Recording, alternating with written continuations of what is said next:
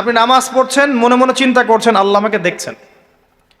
আপনি ব্যবসা করতে বসেছেন, মাপছেন, ওজন দিচ্ছেন, একটু কম বেশি দেওয়ার সুযোগ আছে, কাস্টমার দেখছেন আপনাকে, কিন্তু আপনি চিন্তা করছেন আল্লাহ আমাকে দেখছেন। আপনি কি বুঝতে পারছেন কি বুঝতে পারছি? আপনাকে একটা বিল পাস করতে দেওয়া হয়েছে, আপনার সুযোগ আছে এখানে দুর্নীতি করার, আপনাকে টেবিলের তল দিয়ে টাকাও দেওয়া হয়েছে, আপনি নেওয়ার আগে চিন্তা করছেন যে আল্লাহ আমাকে দেখছেন। আপনি আপনার বান্ধবীর সাথে পড়াশোনা করছেন ফ্রি মিক্সিংয়ে, আপনার বান্ধবী আপনাকে প্রপোজ করছে, চলো আমার সাথে একটু কফি খাও, চলো না একটু ঘুরে আসি, বান্দরবন ঘুরে আসি, চলো না একটু ঘুরে আসি। ঘুরলে কি সমস্যা? বন্ধু বান্ধব একসাথে ঘুরতেই পারে, আর আমি তো তোমাকে ভালোবাসি, তোমাকে বিয়ে করব, সমস্যা কোথায়? তাই না ভাই? তখন আপনি চিন্তা করছেন যে আল্লাহ আমাকে দেখছে, আল্লাহ আমাকে দেখছে। আপনার সামনে সুযোগ আছে সুদের টাকা খাওয়ার, আপনি চিন্তা করছেন যে আল্লাহ আমাকে দেখছে। সামনে আপনার জমি আছে, আপনি তামাক লাগাবেন না কলা চাষ করবেন, এখন তামাক লাগাতে গিয়ে চিন্তা করছেন আল্লাহ আমাকে দেখছেন। আমি কি বুঝাতে পারছি ভাই? এইভাবে প্রতিটা কাজ করা যে আল্লাহ আমাকে দেখছেন, এই চেতনার নাম হচ্ছে ইহসান। কি নাম? এটা অনেক উচ্চ পর্যায়ে। এই পর্যায়ে গেলে মানুষ আল্লাহর মারেফত পেয়ে যায়, এই পর্যায়ে গেলে মানুষ আল্লাহকে পেয়ে যাবে ইনশাআল্লাহ তাআলা। যখন একজন মানুষ প্রতিটা কাজে ফিল করবে যে আল্লাহ আমাকে দেখছেন। এই যে আপনি রোজা রাখবেন, খাবেন না, পানাহার করবেন না, বাথরুমে গিয়ে পানি খেতে পারেন না, কেউ দেখবে? কেন খান না? কি জন্য খান না? মনে করেন না যে আল্লাহ আপনাকে দেখছেন? এইটাই হলো ইহসান, যে আপনি চিন্তা করছেন আল্লাহ আমাকে প্রতিটা কাজেই দেখছে। আপনি আল্লাহ বিরোধী কোনো কাজ করতে পারি না, আল্লাহ আমাকে দেখছেন। আমি কারো প্রতি জুলুম করতে পারি না, আল্লাহ আমাকে দেখছেন। বোনের সম্পত্তি আত্মসাৎ করতে পারি না আমি, আল্লাহ আমাকে দেখছেন। নামাজ না পড়ে আমি বাসায় ঘুমিয়ে থাকতে পারি না, আল্লাহ আমাকে দেখছেন। যাকাত না দিয়ে আমি থাকতে পারি না, আল্লাহ আমাকে দেখছেন। রমজানের রোজা না রেখে আমি থাকতে পারবো না, আল্লাহ আমাকে দেখছেন। আমি পর্দা না করে বেহায়ের মতো চলতে পারি না, আল্লাহ আমাকে দেখছেন। এই চেতনার নাম কি? ইহসান। মনে থাকবে ভাই। নবীজি বলছেন আনতা আবুদুল্লাহ কান্নাকা তারাহ ওয়া ইল্লাম তাকুন তারাহ। আর তুমি যদি আল্লাহকে সচক্ষে দেখতে না পারো, কারণ আল্লাহকে তো দুনিয়ার চোখ দিয়ে দেখা সম্ভব না, এটা মনের চোখ দিয়ে ফিল করা যে আল্লাহ আমার কাছে আছে। যদি তুমি আল্লাহকে দেখতে না পারো তাহলে জেনে রেখো ওয়া ইল্লাম তাকুন তারাহ ফাইন্নাহু ইয়ারাক, যে আল্লাহ পাক তোমাকে দেখছেন। এই চেতনা লালন করো। আমরা অনেক চেতনার কথা বলি না এখন, সবচেয়ে বড় এবং গুরুত্বপূর্ণ চেতনা হচ্ছে আল্লাহর চেতনা, আল্লাহর অস্তিত্বের চেতনা। আল্লাহ আমাকে দেখছেন, এই চেতনা, এটা যথেষ্ট জান্নাতে যাওয়ার জন্য। কোনো মানুষ যদি এভাবে চিন্তা করে যে আল্লাহ আমাকে দেখছেন, আমি আল্লাহকে দেখতে পারছি না, তো কি হয়েছে, আল্লাহ আমাকে দেখছেন, এই ব্যক্তি কি পাপ করতে পারবে? এই ব্যক্তি গোপনেও কি পাপ করতে পারবে? যদি পাপ করেও ফেলে তার মধ্যে অনুশোচনা আসবে না?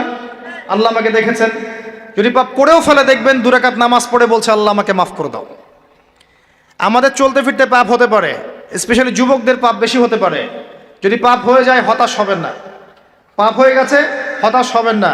অজু করবেন, জায়নামাজে দাঁড়াবেন, 2 রাকাত নামাজ পড়বেন, ওই পাপের কথা আল্লাহকে বলে ক্ষমা চাইবেন, ইনশাআল্লাহ আল্লাহ পাক আপনার গুনাহকে নেকি দিয়ে পরিবর্তন করে দেবেন ইনশাআল্লাহ। যতবার পাপ হবে ততবার নামাজে দাঁড়াবেন, ততবার অজু করবেন, ততবার 2 রাকাত নামাজ পড়বেন এবং আল্লাহর কাছে ক্ষমা চাইবেন, ইনশাআল্লাহ আল্লাহ মাফ করে দেবেন।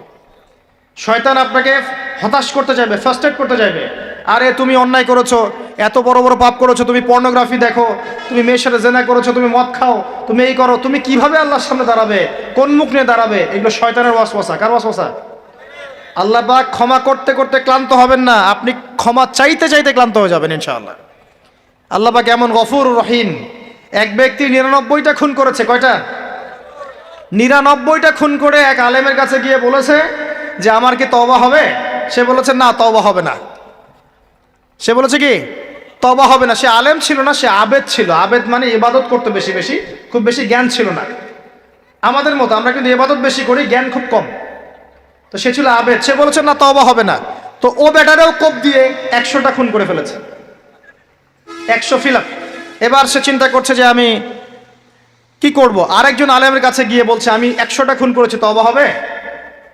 তো এই আলেম সত্যিকারের আলেম ছিলেন, তিনি বলেন হ্যাঁ তওবা হবে, তুমি ইস্তেগফার করো এবং এই এলাকা থেকে চলে যাও, অন্য এলাকায় গিয়ে থাকো, অন্য একটা এলাকায় গিয়ে থাকো, এখানে তোমার স্মৃতি জড়িত আছে, অন্য জায়গায় হিজরত করে গিয়ে থাকো। তো সে ব্যক্তি চলে গেল, যাওয়ার পথে তার মৃত্যু হয়ে গেছে। আল্লাহ পাকের ফেরেশতা চলে এসেছে, আযাবের ফেরেশতা এবং জান্নাতের ফেরেশতা, তারা নিজেদের মধ্যে এখন তর্ক করছে কে রূহটা নেবে, আত্মাটা কে নেবে।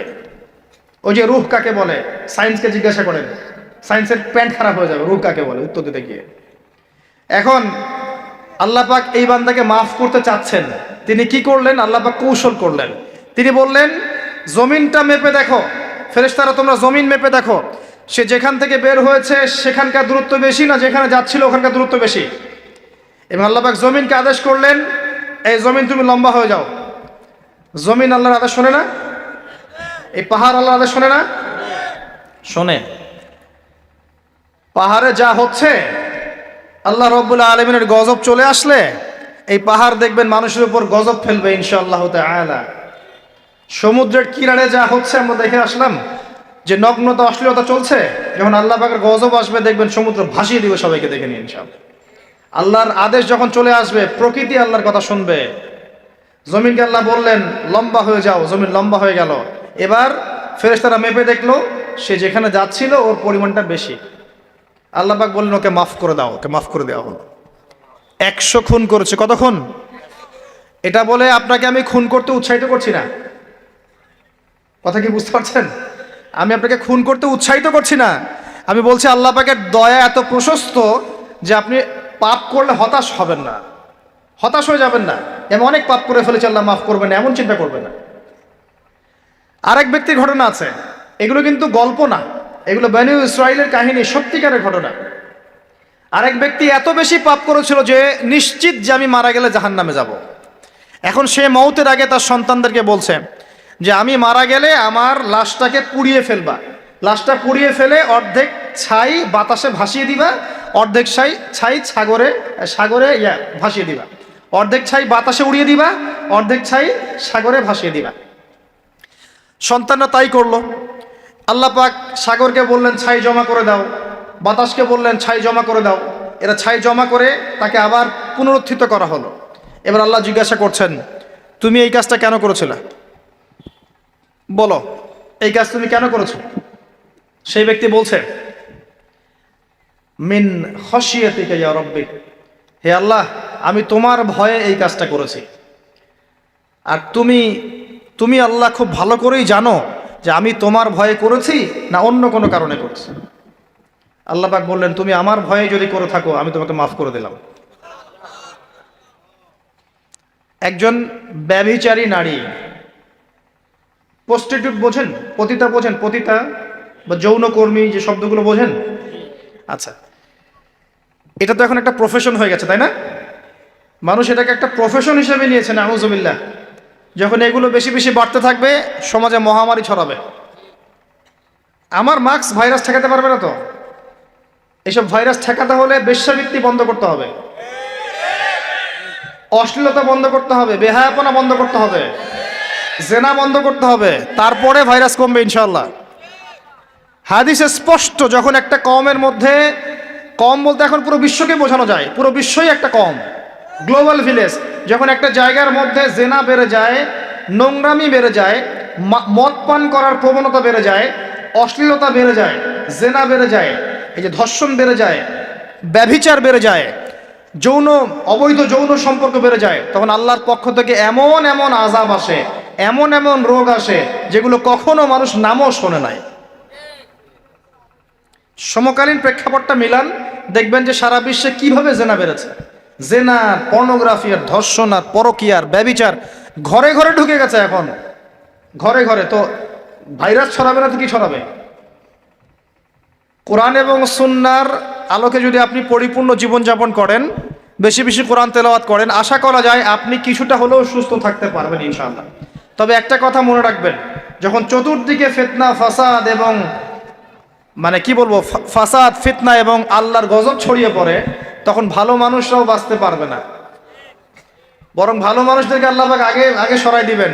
তুমি মিয়া একা একা ভালো ছিলা, মানুষকে তুমি ভালো কাজের আদেশ করো নাই কেন, অসৎ কাজে নিষেধ করো নাই কেন, তুমি আগে ধ্বংস হও, ওকে আগে ধ্বংস করে দিবে আল্লাহ পাক। আল্লাহ পাকের সুন্নাত এরকমই। যাই হোক, যেটা বলছিলাম, এক মহিলা এরকম প্রস্টিটিউট ছিল, বেশ্যাবৃত্তি করে সংসার চালাতো, জীবন চালাতো। একদিন চলতে পথে দেখলো একটা কুকুর পানি পান করার জন্যে তৃষ্ণার্ত অবস্থায়, তার প্রায় মৃত্যু হয় অবস্থা। তখন সেই মহিলা তার মোজাটা খুলে একটা কূপের নিচে নামিয়ে দিয়ে সেখান থেকে পানি উঠালো, উঠিয়ে এই কুকুরকে পানি পান করালো। আল্লাহ পাক এই ব্যভিচারী মহিলাকে এই কুকুরকে পানি পান করানোর ওসিলায় মাফ করে জান্নাতে দিয়ে দিয়েছে। আমি এই কথাটা বোঝাতে চাচ্ছিলাম যে পাপ হয়ে গেলে, চলতে পথে ঈমান নিয়ে চলতে পথে গিয়ে পাপ হয়ে গেলে হতাশ হবেন না। ওযু করবেন, নামাজে দাঁড়াবেন, ক্ষমা চাইবেন, আবারও শুরু করবেন। পারবেন না ইনশাআল্লাহ? আল্লাহ পাক তৌফিক এনায়েত করুন, আমিন।